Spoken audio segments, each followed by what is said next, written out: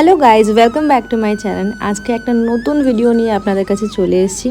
অনেকের কমেন্ট, অনেকের ভালোবাসা পেয়েছি এই জন্যে আজকে আমি এই ভিডিওটা এনেছি। অনেকে আমাকে কমেন্টে বলেছো, অনেকে আমাকে বাড়িতে এসেও বলেছো যে সত্যি তোমার মন্দিরটা খুব ভালো লাগে দেখতে, ইভেন ভিডিওতেও আর সামনাসামনিতেও খুবই ভালো লাগে।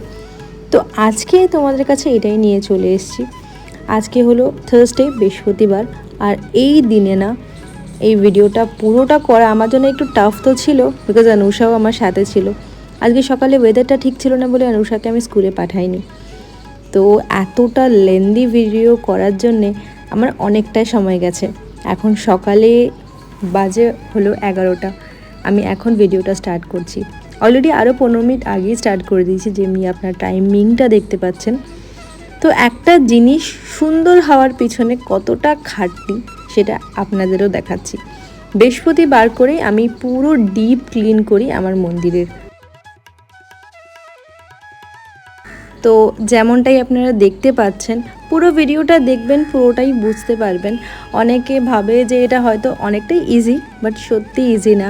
আমি অলমোস্ট 3 ঘন্টা ধরে মন্দিরকে পুরো ক্লিন করে পুজো কমপ্লিট করি। 3 থেকে 4 ঘন্টা আমার লেগেই যায়। সকালে সবার ব্রেকফাস্ট কমপ্লিট করিয়ে ইভেন নিজে না খেয়ে, নিজে খালি পেটে আমি পুজোটা দেওয়া শুরু করি। বৃহস্পতিবার পুরোই ডিপ ক্লিন হয় আমার মন্দিরের। সব ঠাকুরকে নিচে নামিয়ে উপর থেকে নিচ অবধি পুরো ক্লিন করা হয় জল দিয়ে। তারপরে ওগুলোকে শুকানো হয়, মোছা হয়, দেন আস্তে আস্তে কাপড় পাতা হয়। যেমনই আপনারা দেখতে পাচ্ছেন, এক এক করে সব ঠাকুরের আমি জামা চেঞ্জ করব। যেগুলো মাটির ঠাকুর সেগুলো তো জল দিয়ে ধোয়া যায় না, কিন্তু পিতলের যে ঠাকুরগুলো আছে সবগুলোকেই স্নান করিয়ে নতুন বস্ত্র পরিয়ে দেন আমি মন্দিরে আবার রাখি।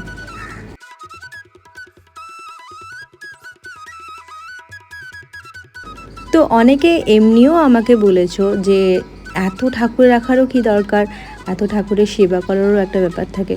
দেখতে দেখতে 12টাও বেজে গেছে, দেখতেই পাচ্ছ 12টা 20 বাজে এখন। কিন্তু এমন না যে সব ঠাকুর আছে, এমন না যে সব ঠাকুর নেই, এটাও বলতে পারো। অনেকে আমাকে দিয়েওছে, অনেকগুলো এখানে ছিল। কিছু কিছু ঠাকুর আমরা নিজেরা কিনেছি, যেমনি আমাদের সব থেকে বড় গোপালটা কিছুদিন আগেই কিনেছি। আমি যতটা ভিডিও কন্টিনিউ করছি, এখানটা একদমই ফ্যানের হাওয়া আসে না, আর ফ্যানের হাওয়াতে না অনেক আমার প্রবলেম হয়, আর প্রচুর ঘামছিলামও আমি। তো এটা আজকের জন্যে না, প্রত্যেক বৃহস্পতিবারই আমরা সেম জিনিস করে থাকি।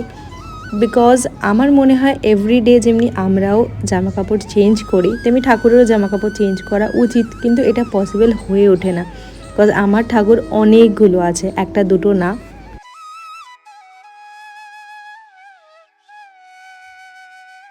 পুজো দিতে দিতে কখন সময় ক্রস হয়ে যায় বোঝা যায় না। আমাকে ইভেন আমার শাশুড়ি মা অনেকবার বলে যে খাবার খেয়ে দেন পুজো দাও।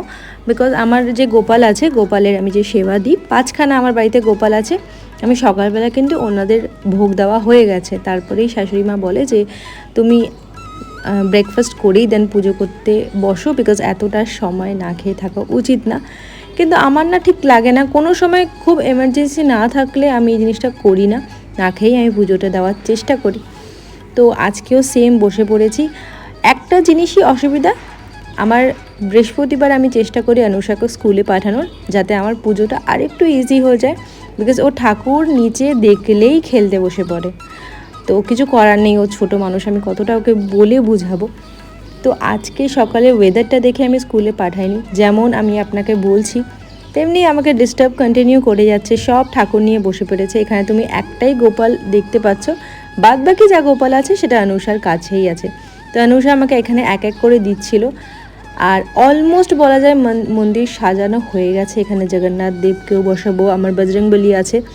ঠাকুরের কিন্তু সত্যিই শেষ নেই আমাদের বাড়িতে।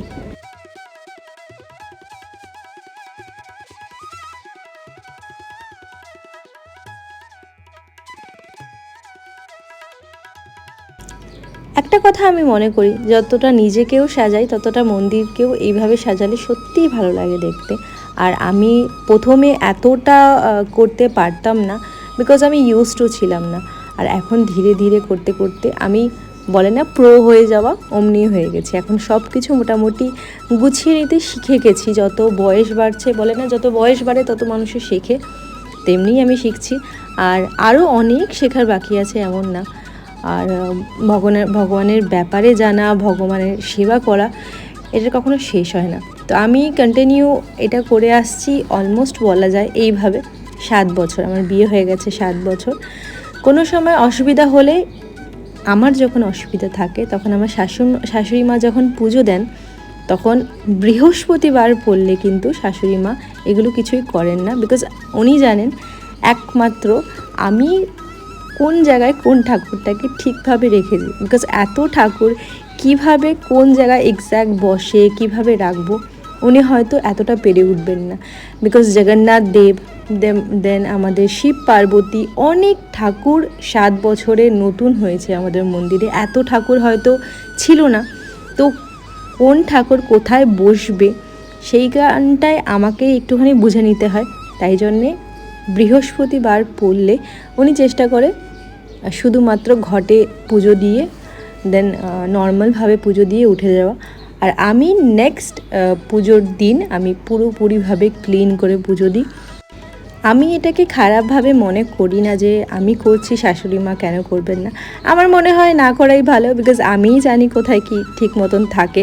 আর হ্যাঁ, এমনি সময়ে যদি বৃহস্পতিবার না পড়ে, আমাদের গোপালের যে 5খানা আমাদের বাড়িতে গোপাল আছে, সেগুলোর কিন্তু সেবা সেম হয়। আমি যেমন করি তেমনই উনি করে। কিন্তু বৃহস্পতিবারটা একটু টাফ হয়ে যায় সবার জন্যেই, আমার জন্যেও।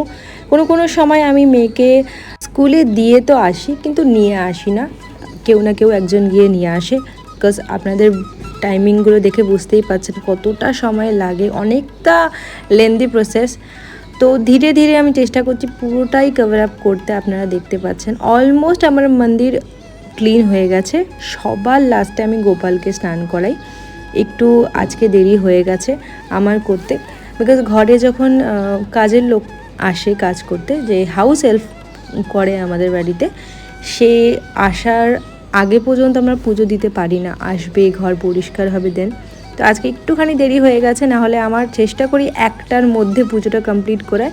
তো সকালে 9টায় বসি, আমার 1টার মধ্যে হয়ে যায়। এতটা লেন্দি প্রসেস থাকে। হ্যাঁ,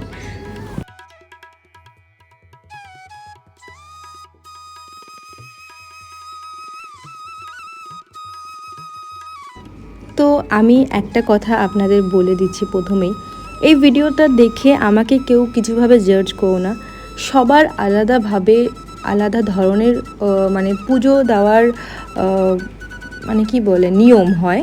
আমি যেভাবে করে এসছি, আমি এইভাবেই করে আসি এখনও অবধি। তো কিছু একটু ভুল যদি হয়ে থাকে কিছু ভিডিওর মধ্যে, তাহলে আমাকে আগে থেকেই মানে ক্ষমা করে দিও। বিকজ ঠাকুরকে সেবা করার মধ্যে অনেক ধরনের নিয়ম থাকে। আমি হয়তো সব কিছু জানি না, আমি যতটা জানি ততটাই মানুষকে জানাই। কিন্তু ভুল ইনফরমেশন আমি কাউকে দিই না। বেশি মানুষকে জ্ঞান না দেওয়াই ভালো আমার মনে হয়। যতটা নিজে জানো ততটাই লোককে জানো, এর থেকে বেশি জানিও না যেটা তুমি জানো না। তো আমি সেখানে অলমোস্ট আমার মন্দির ক্লিয়ার হয়ে গেছে, ক্লিন হয়ে গেছে, ডিপ ক্লিন। তো বাস এখন বাকি আছে বাসনগুলো ধোয়া। যেই কাপড়গুলো আমি চেঞ্জ করেছি ওগুলোকে ধোয়া। অলমোস্ট হয়ে গেছে 2:20, দেখতেই পাচ্ছেন। মন্দির যখন ক্লিন হয়ে গেছে, এখন বাকি আছে আমার বাসনগুলো ধোয়ার। ঠাকুরের যত বাসন থাকে, পিতলের বাসন থাকে, ওগুলো একটু ধুতে টাইম লাগে। তো 2:35-এর মধ্যে আমার এখানে মোটামুটি সব গোছানো হয়ে গেছে। এখন বাকি আছে জামা কাপড়গুলো ধোয়ার, মানে যে বস্ত্রগুলো ঠাকুর পরেছিলেন ওইগুলো, আর দেন বাসনগুলো ধোয়ার, এইটুখানি বাকি আছে। বাট তার আগে একটুখানি ভিডিওটা আপনাদের দেখিয়ে নিলাম, কেমন লাগছে দেখতে নিশ্চয়ই কমেন্টে বলবেন।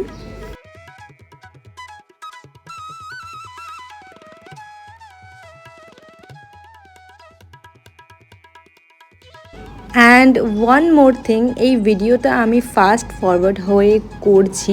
এই ভিডিওটার টাইমিংটা অনেকটা লেন্দি, অনেকটা টাইমিং নিয়ে মানে এই ভিডিওটা আমি করেছি। তো এতটা ইজি তো নাই।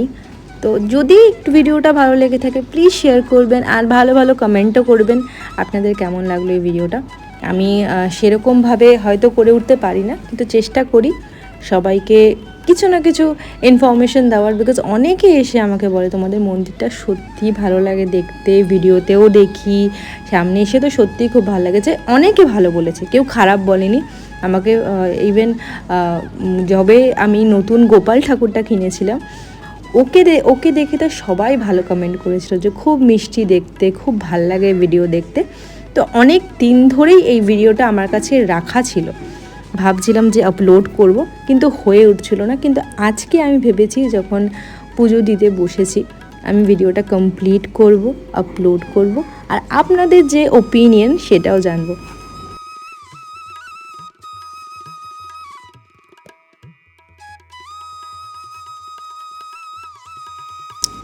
ভিডিওটা করতে গিয়ে দুবার এমনও আমার ফোনের মধ্যে নোটিফিকেশন এসছে যে আমার স্টোরেজ ফুল হয়েছে। আমি সেটাকেও দেখে কন্টিনিউ করেছি ভিডিওটাকে। অনেক কিছু যেগুলো স্পেস এক্সট্রা ছিল ওগুলোকে ডিলিট করে দেন আবার কন্টিনিউ করেছি ভিডিওটা, যাতে আজকে আপনাদের পুরো ভিডিওটা ভালোভাবে দেখাতে পারি। তো আমার পক্ষে যতটা সম্ভব হয়েছে আমি আপনাদের কাছে তুলে ধরার চেষ্টা করেছি। যতটা রিল লাইফে দেখায়, রিয়েল লাইফে অনেকটাই আলাদা থাকে সব কিছুই। রিলের মধ্যে আমি অনেক কিছু পোস্ট করি, অনেকভাবে মন্দিরটাকে দেখাই, কিন্তু এর পিছনে যে কতটা খাটনি থাকে সেটা আজকে আপনাদের কাছে তুলে ধরলাম। কেমন লাগলো প্লিজ কমেন্ট করবেন, আর ভিডিওটা ভালো লেগে থাকলে আপনারা সবাই জানেন কি করতে হবে।